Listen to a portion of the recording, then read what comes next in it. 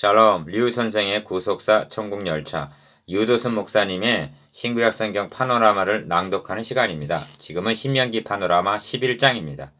여호와께서 권고하시고 보고 계시는 땅. 요절은 12절.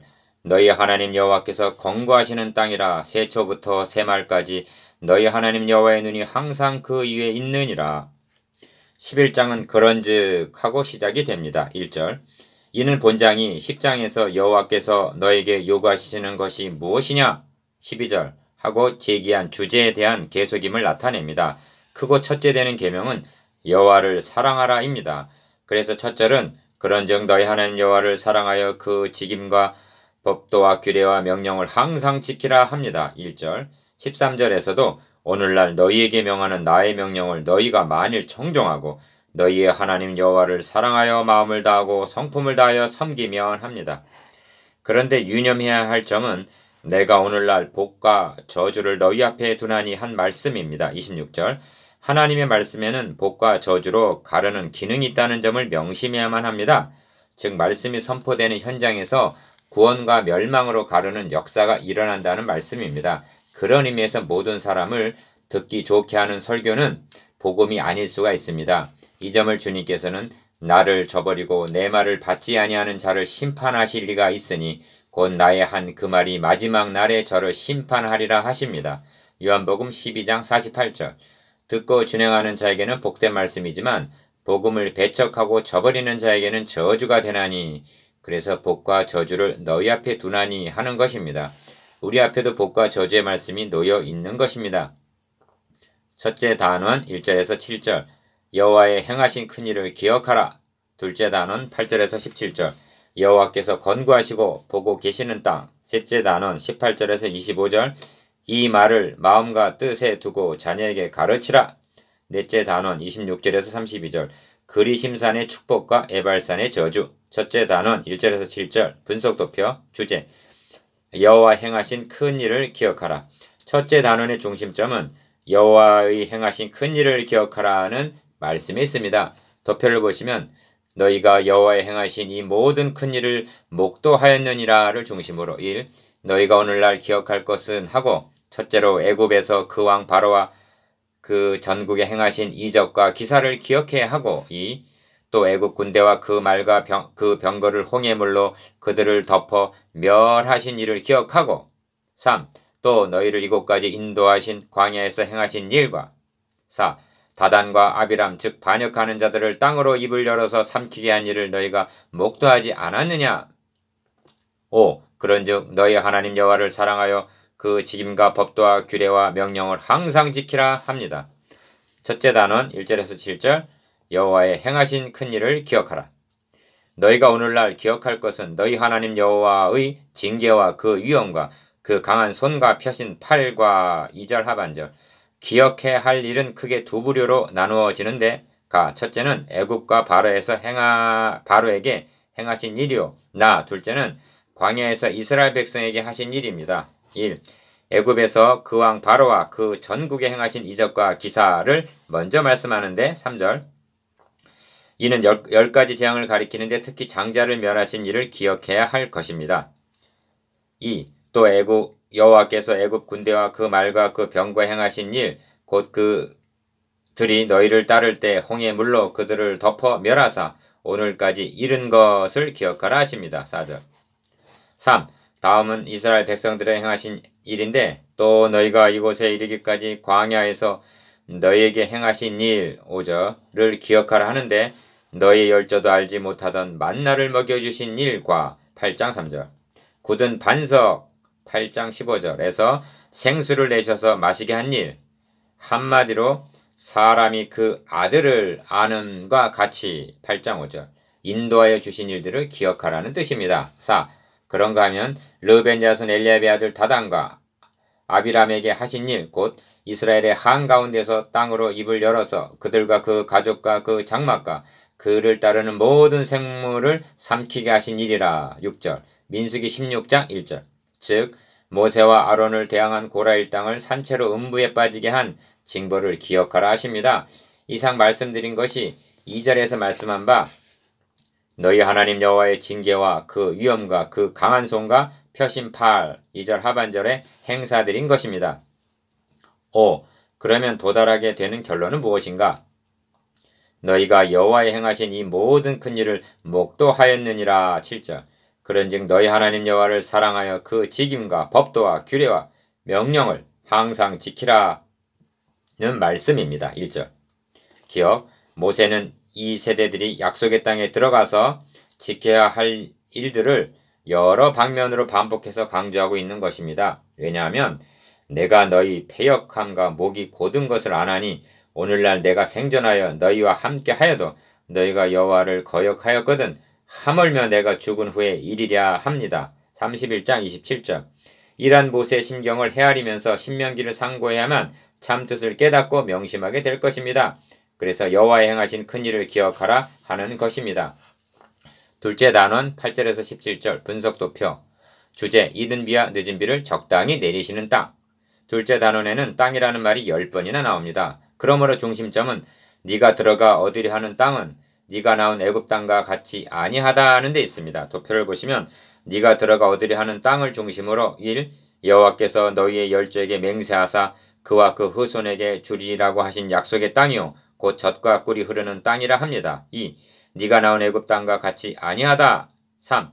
너희 하나님 여호와께서 권고하시는 땅이요 세초부터 세말까지 너희 하나님 여호와의 눈이 항상 그 위에 있느니라. 4. 여호와께서 너희 땅에 이른 비 늦은 비를 적당한 때에 내리시리니. 5. 그러므로 너희가 다른 신들을 섬기게 되면 여호와의 주신 아름다운 땅에서 속히 멸망할까 하노라 하고 경고하면서. 6. 역시 귀결은 그러므로 너희는 내가 오늘날 너에게 명하는 모든 명령을 지키라는 말씀입니다. 8절. 둘째 단원 8절에서 17절. 이른 비와 늦은 비를 적당히 내리시는 땅. 1. 네가 들어가 얻으려 하는 땅은 우선적으로 또 여호와께서 너희 열조에게 맹세하사 그와 그 후손에게 주리라고 하신 땅이요. 9절 상반절. 즉 하나님께서 아브라함에게 언약하신 땅이요. 기억.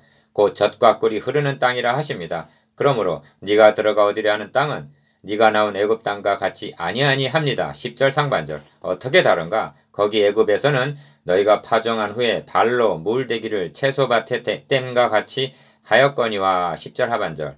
2. 너희가 건너가서 얻을 땅은 산과 골짜기가 있어서 하늘에서 내리는 비를 흡수하는 땅이요 합니다. 11절. 기억.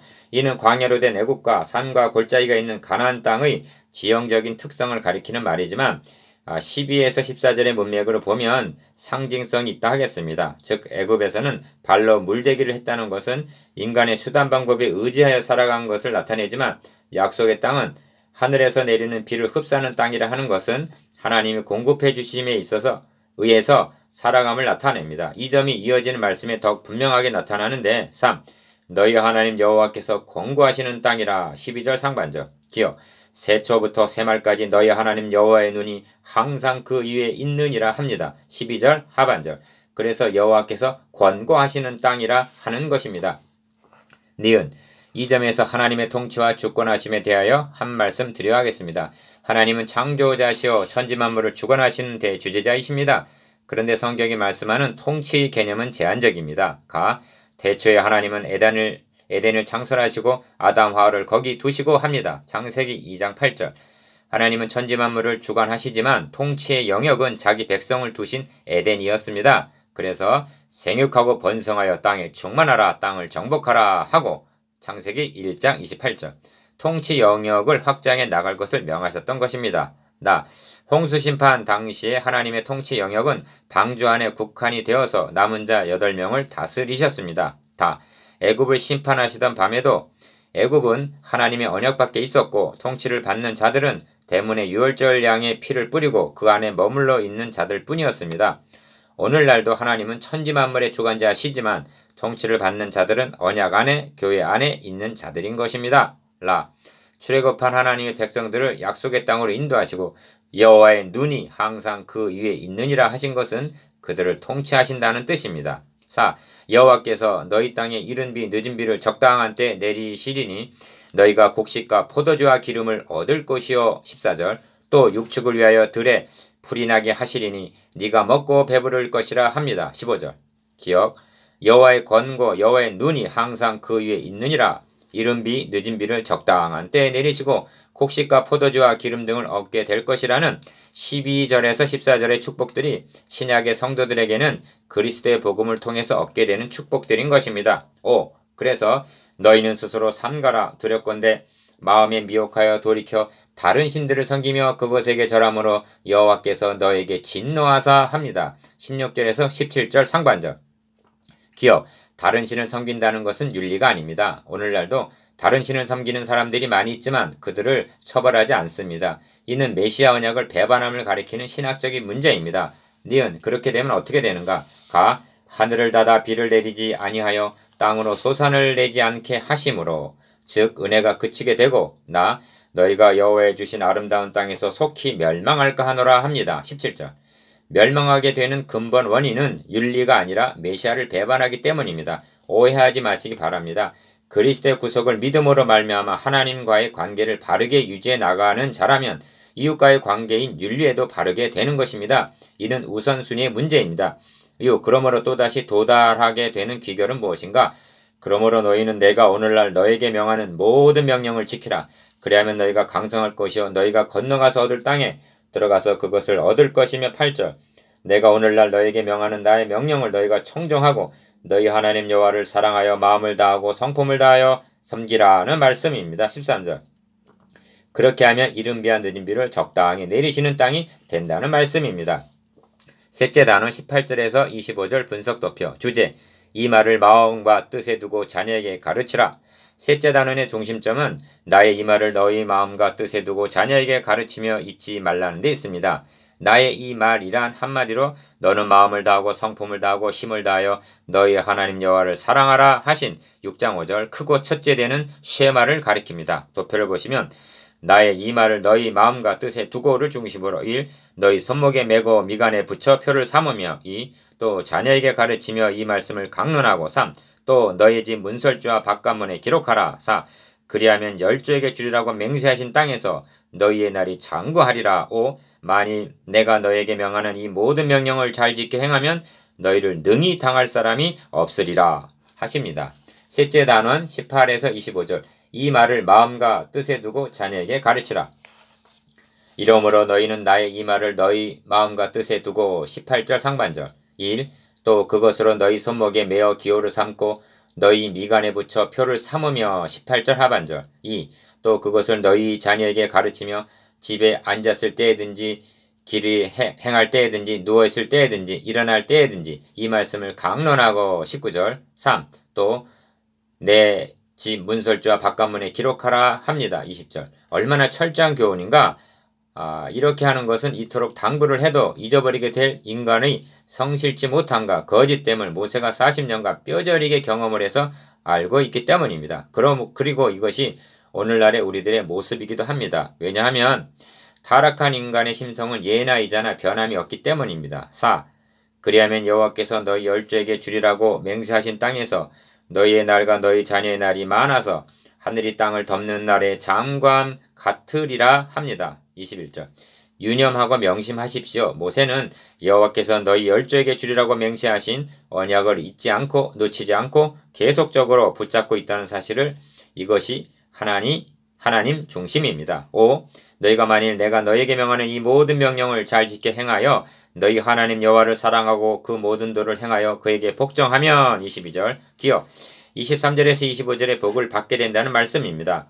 여호와께서 그 모든 나라 백성을 너희 앞에서 다 쫓아내실 것이라. 너희가 너희보다 강대한 나라들을 얻을 것인즉 너희의 발바닥으로 밟는 곳은 다 너희의 소유가 되리니 너희의 경계는 곧 광야에서부터 레바논까지와 유브라데 하수라 하는 하수에서 서해까지라. 너희 하나님 여호와께서 너희에게 말씀하신 대로 너희 밟는 모든 땅 사람들로 너희를 두려워하고 무서워하게 하시리니 너희를 능히 당할 사람이 없으리라 하십니다. 여호와께서 말씀하신 대로 그렇습니다. 이것이 아브라함에게 주리라 하고 약속하신 경계입니다. 그래서 이 말을 마음과 뜻에 두고 자녀에게 가르치라 하는 것입니다. 넷째 단원 26절에서 32절 분석도표. 주제 그리심산의 축복과 에발산의 저주.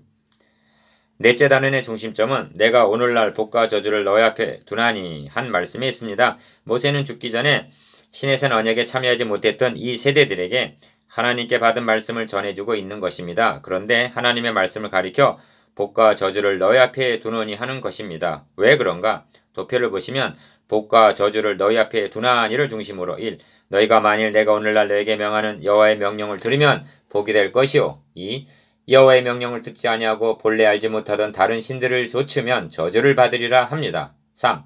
그런 후에 약속의 땅에 들어가거든 너는 그리심산에서 축복을 선포하고 에발산에서 저주를 선포하라 합니다. 4. 그리고 11장은 내가 오늘날 너희 앞에 베푸는 모든 규례와 법도를 너희는 지켜 행할지니라 하고 마칩니다. 넷째 단원 26절에서 32절 그리심산의 축복과 에발산의 저주 내가 오늘날 복과 저주를 너희 앞에 두나니 26절 1. 너희가 만일 내가 오늘날 너에게 명하는 너희 하나님 여호와의 명령을 들으면 복이 될 것이요.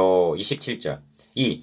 너희가 만일 내가 오늘날 너에게 명하는 도에서 돌이켜 떠나 너희 하나님 여호와의 명령을 듣지 아니하고 본래 알지 못하던 다른 신들을 좇으면 저주를 받으리라 합니다. 28절 기억 둘째 단원에서도 너희 땅에 이른 비와 늦은 비를 적당한 때에 내리시리니 하고 14절 복을 말씀한 후에 마음에 미혹하여 다른 신들을 섬기면 멸망할까 하노라 하고 16에서 17절 저주를 말씀하셨습니다. 이는 신명기 전체 나아가 성경 전체를 관통하고 있는 일관된 하나님의 경계입니다. 니은 모세는 신명기를 마칠 무렵인 30장 15절에서도 보라 내가 오늘날 생명과 복과 사망과 화를 내 앞에 두었나니 합니다. 그리고 19절에서 또다시 내가 오늘날 천지를 불러서 너희에게 증거를 삼노라 내가 생명과 사망과 복과 저주를 너희 앞에 두었은즉 너와 너의 자손이 살기 위하여 생명을 택하라 하고 말씀합니다. 신명기만이 아니라 성경은 복과 저주가 함께 들어있는 말씀임을 명심해야만 합니다. 3. 모세는 적당한 선에서 멈추는 것이 아니라 너희 하나님 여호와께서 네가 가서 얻을 땅으로 너를 인도하여 들이실 때 너는 그리심산에서 축복을 선포하고 에발산에서 저주를 선포하라 하고 29절 요지부동하도록 대못을 박아둡니다. 기억 그리고 27장 11절에서 13절에서도 너희가 요단을 건넌 후에 시므온과 레위와 유다와 이사갈과 요셉과 베냐민은 백성을 축복하기 위하여 그리심산에 서고 르벤과 갓과 아셀과 스불론과 단과 납달리는 저주하기 위하여 에발산에 서라 하고 또다시 구체적으로 강조합니다. 니은 이 두 산은 요단강 저편 곧 해지는 편으로 가는 길 뒤 길갈 맞은편 모래 상수리 나무 곁의 아라바에 거하는 가나안 족속의 땅이 있지 아니하냐 하고 위치까지 말씀하시면서 너희가 요단을 건너 너희 하나님 여호와께서 너희에게 주시는 땅에 들어가서 얻으려 하나니 반드시 그것을 얻어 거기 거할지라 합니다. 30에서 31절 디귿 그리하 요단을 건너 가나안을 정복한 후에 명하신 대로 절반은 그리심산 앞에 절반은 에발산 앞에 서서 여호수아 8장 33절 축복과 저주의 말씀을 낭독하였던 것입니다. 그러면 구속사의 넓은 지평으로 볼 때 축복과 저주가 어떻게 갈리게 되는가? 하나님이 세상을 이처럼 사랑하사 독생자를 주셨으니 이는 저를 믿는 자마다 멸망치 않고 영생을 얻게 하려 하심이니라가 답변이 될 것입니다. 요한복음 3장 16절 리을 성경은 복과 저주, 영생과 영벌, 두 길, 두 문, 두 종말만이 있다고 말씀합니다. 모든 사람들은 이 그리심산과 에발산 두 산 중 하나 앞에 서 있는 것입니다. 그러므로 믿는 너에게는 보배이나 믿지 아니하는 자에게는 건축돌에 버린 그 돌이 모퉁이의 머릿돌이 되고 또한 부딪히는 돌과 거치는 반석이 되었다 하십니다. 베드로전서 2장 7절에서 8절 미음 이 점에서 다시 상기시키면서 강조합니다만 저주를 받게 되는 원인이 무엇인가 하는 점입니다. 핵심적인 원인은 다른 신을 좇으면 저주를 받으리라 하고 말씀하십니다. 28절 16절 다른 신을 좇는다 하는 뜻을 표면적으로 보면 우상숭배했다는 말이지만 이면적으로 보면 메시아 언약을 배반했다는 말씀임을 명심해야만 합니다. 복과 저주는 오직 그리스도를 영접하느냐 배척하느냐로 갈라지게 된다는 것이 성경의 일관된 증거입니다. 4. 그러므로 11장의 결론도 내가 오늘날 너희 앞에 베푸는 모든 규례와 법도를 너희는 지켜 행할지니라는 말씀입니다. 32절 모든 규례와 법도에 대해서 또다시 설명을 해야 한단 말인가? 이는 선한 사람이 되라는 교훈만이 아닙니다. 성막을 통해서 계시하신 제사제도 즉 메시아 언약을 보수하라는 복음도 포함된다는 점을 잊지 말아야만 합니다. 여기에 복과 저주, 즉 사활이 걸려있기 때문입니다. 이것이 그리심산의 축복과 에발산의 저주입니다. 5. 묵상해 보겠습니다. 기억. 우리가 기억해야 할 하나님께서 행해주신 큰 행사에 대해서. 니은. 여호와께서 권고하시고 보고 계시는 땅의 적용에 대해서. 디귿. 마음과 뜻에 두고 자녀에게 가르쳐야 할 말씀이 무엇인가에 대해서. 리을. 그리심산과 에발산으로 상징이 된 두 길, 두 문, 두 종말에 대해서.